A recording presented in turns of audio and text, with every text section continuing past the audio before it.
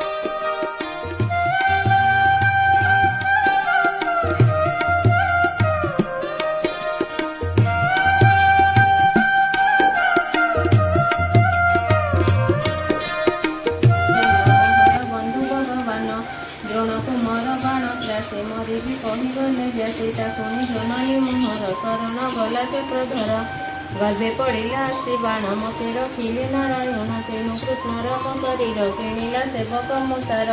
तार चरित कन्या शुणी तरी भी भगवत रंगे श्रीकृष्ण लीलार रचित मुख पंकुज तोर जात कन्न जुगले पान करी हेले तारी भी भगवारी पांडवे जहार विश्वास तरिले कुरु बल त्रासु बस्या चरणे जेने जल हेले तरिले कुरु बल जहार चरित गहन ध्याने भागंती मुनि जन भवसागरे परमाद विषया विषय को पद चंडाणु ब्रह्म जाय लोक के शुणी होइब विमुख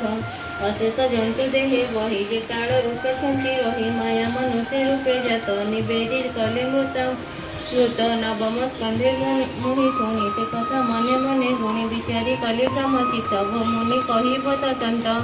श्री भागवते सिद्धांत अमृत रसमय गीत जादव कूले जदु वंशे जन्म होइले देवंशे निरध बल रूप दुई देवकी गर्भे जात होई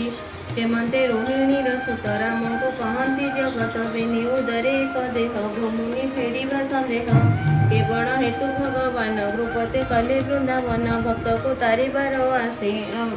रमिले बालक विश्वासे पुणी ही केते दिन हरि मिलिला मथुरा नगरी जगत जनकर गुरु जहाँ महिमा महामेरु किंपा अनीति आचरिले सोबर महुला माइले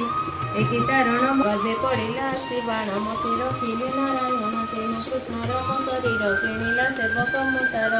तार चरित कन्या शुणी तरी भी भगवत रंगे श्रीकृष्ण लीलार रचित मुख पंकुज तोर जात